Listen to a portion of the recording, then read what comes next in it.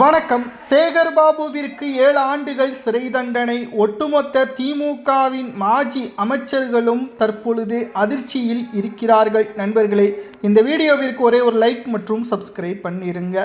திராவிட முன்னேற்ற கழகத்தின் மாஜி அமைச்சர் ஒட்டுமொத்தமான ஊழல் குற்றச்சாட்டுகளால் இன்று தலைகுனிந்து நீதிமன்றத்தின் ஒவ்வொரு கேள்விகளால் திணறிய சேகர்பாபு அவர்களால் தற்பொழுது லண்டனில் இருக்கக்கூடிய மு.க.ஸ்டாலின் அவர்களது தலையில் விழுந்த மிகப்பெரிய இடியாக மாறிவிட்டது.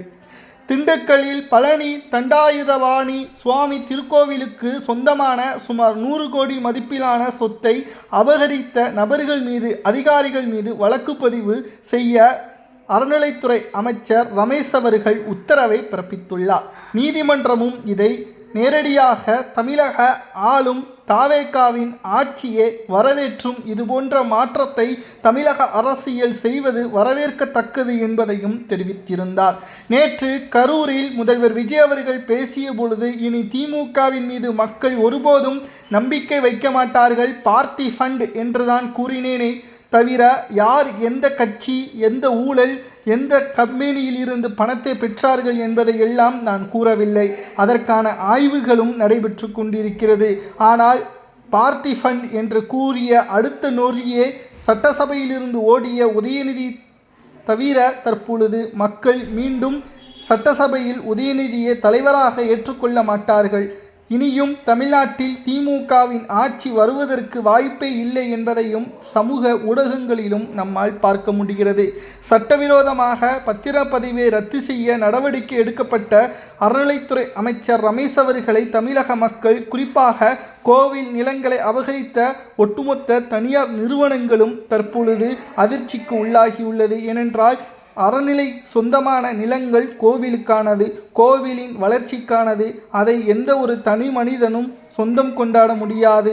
கிட்டத்தட்ட 1000 கோடிக்கு மேலாக இதை வைத்து வியாபாரம் செய்ய திட்டமிட்டிருந்தார்கள் திமுகவின் மாஜி அமைச்சர்கள். தற்பொழுது கூண்டோடு சிக்கக்கூடிய வகையில் அமைந்துவிட்டது.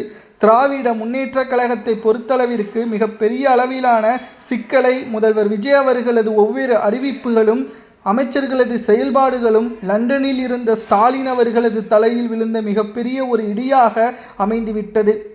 சேகர்பாபு அவர்கள் தற்பொழுது தலைகுனிந்து நிற்கக்கூடிய நிலைமையும் உருவாகியுள்ளது. விசாரணையில் கடந்த திமுகவின் ஆட்சியில்தான் அனுமதி வழங்கப்பட்டுள்ளது என்பதையும் ஆதாரப்பூர்வமாக பத்திரப்பதிவுத்துறை அதிகாரிகள் தெரியப்படுத்தி இருப்பதால் விசாரணையின் அடுத்த கட்டத்தில் நேரடியாக சேகர்பாபு அவர்களிடமே நடத்தப்படும். சேகர்பாபு அவர்கள் வழக்குகள் நீதிமன்றத்தில் நிச்சயம் அனைத்து ஆவணங்களும் சேகர்பாபுவிற்கு எதிராக இருக்கும் பட்சத்தில் 7 ஆண்டுகள் சிறை தண்டனை வழங்கப்படலாம் என்ற தகவலும் செய்தியாளர்கள் தற்பொழுது சமூக ஊடகங்களில் கருத்துக்களை பதிவு செய்யக்கூடிய நிகழ்வுகளையும் நம்மால் பார்க்க முடிகிறது. திமுகவின் தலைவர் ஸ்டாலினை தோற்கடித்தது சேகர்பாபு தான்.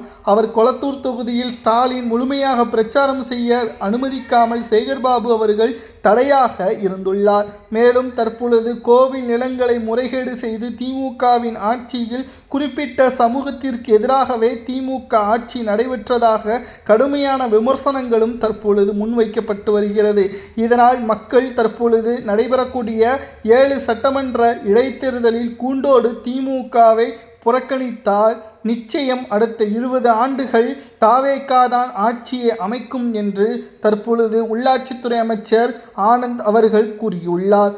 தற்பொழுது திராவிட முன்னேற்ற கழகத்தின் நிலைமை மிகவும் மோசமாக இருக்கிறது.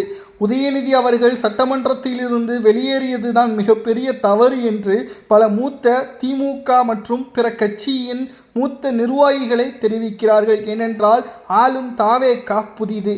அவர்கள் அரசியலில் ஒன்றும் பழத்தை போட்டு கொட்டையை விழுங்கியவர்கள் கிடையாது. ஏனென்றால் ஆளும் கட்சியாக இருந்த 75 ஆண்டுகள் இருந்த திமுக நேற்று வந்தவர்கள் கேட்ட கேள்விற்கு பதில் கூற முடியாமல் சட்டப்பேரவையிலிருந்து வெளியேறுகிறார்கள் என்றால் மக்கள் திமுக செய்தது தவறுதான் என்பதை தற்பொழுது வெளிக்கொண்டும் வரும் விதமாக அமைந்திருக்கும் என்ற காரணத்தினால் தற்பொழுது மக்கள் திமுகவின் மீது நம்பிக்கை இல்லாமல் மாறிவிட்டார்கள் என்பது உதயநிதிக்கு மூத்த நிர்வாகிகள் கூறியதால் அதிர்ச்சிக்கு உள்ளாகியுள்ளாராம். இதனால் தற்பொழுது உதயநிதி அவர்கள் ஒரு சபதம் ஒன்றும் போட்டுள்ளாராம்.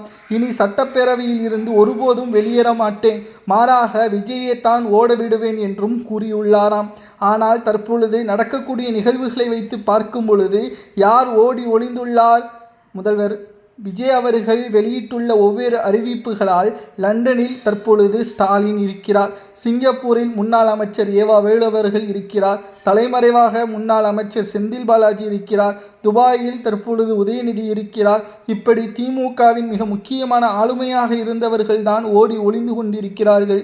தற்பொழுது சேகர்பாபுவின் மீதும் வழக்கு பதிவுகள் செய்து கோவில் நிலத்தை அபகரித்ததாக கூறி அவர் மீது நடவடிக்கை எடுக்கும் பட்சத்தில் 7 ஆண்டுகள் வரை சிறை தண்டனை கொடுக்கப்படலாம் என்றும் கூறப்படுகிறது. இப்படி ஒவ்வொரு வழக்குகளிலும் தற்பொழுது திமுகவின் மாஜி அமைச்சர்கள் சிக்குவது கடந்த அதிமுகவின் ஆட்சியில் மறைந்த முன்னாள் முதல்வர் ஜெயலலிதா அவர்களது நினைவுகள்தான் பலருக்கும் கண்ணுக்கு முன் வருகிறது. ஏனென்றால் ஆளுமை என்றால் பெண்மணியாக முதல்வராக கருணாநிதியே அன்றைக்கு கைது செய்து உத்தரவை பிறப்பித்தார். அதேபோல் தான் தற்பொழுது முதல்வராக விஜய் அவர்கள் சிறப்பான ஆளுமையாக செயல்படுகிறார். 5 ஆண்டுகள் முதல்வராக ஸ்டாலின் இருந்தாரே, கடந்த அதிமுகவின் ஆட்சியில் செய்த தவறுகளுக்காக யாரையாவது கைது செய்தாரா அல்லது அந்த வழக்கையாவது விசாரித்தாரா என்று பார்த்தால் எதுவும் கிடையாது. மேலும் ஆளுமை இல்லாத காரணத்தினால்தான் கொளத்தூரில் ஸ்டாலின் தோல்வியை தழுவினார் என்ற குற்றச்சாட்டுகளும் ஒரு பக்கம் முன்வைக்கப்பட்டு வருகிறது.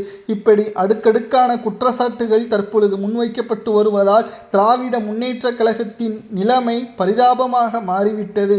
மேலும் முதல்வர் விஜய் அவர்கள் சொன்ன ஒவ்வொரு அறிவிப்புகளும் திமுகவிற்கு ஆபத்தாகவும் தேர்தலில் படுதோல்வியை சந்திக்கக்கூடிய வகையிலும் அமைந்துவிட்டது. சேகர்பாபுவின் இந்த சதி திட்டம் மு.க. ஸ்டாலினுக்கே தெரியாதாம்.